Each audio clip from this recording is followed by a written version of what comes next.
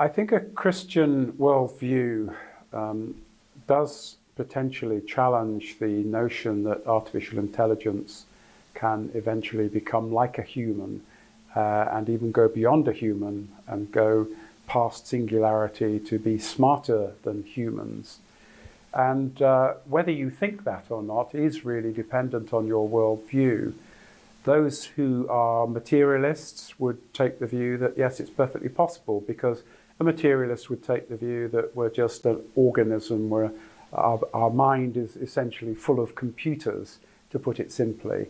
And if you take that view, it would be reasonable perhaps to assume that we might get to a point where we create a computer that's more sophisticated than a human brain. But a Christian worldview would come at this from a very different perspective, because we believe that we're created in the image of God. So if we're created in the image of God, we share some of his attributes like love and justice and creativity.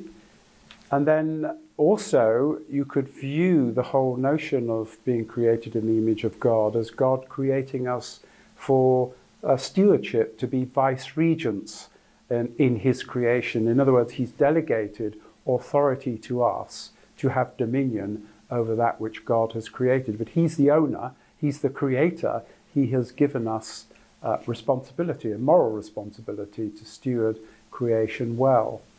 A third area that comes to play is the idea that being created in the image of God is also about being created for relationship with God. Not only relationship with God, but also relationship with others. So this provides, I think, a very solid underpinning for our thinking about ethics for artificial intelligence, but also in terms of where artificial intelligence might go.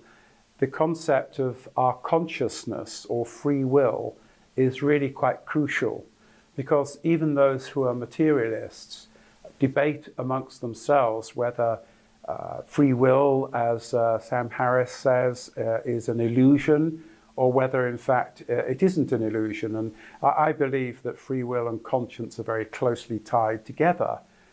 Harari, who wrote the book Homo Deus, for example, takes the view that consciousness is just a fiction.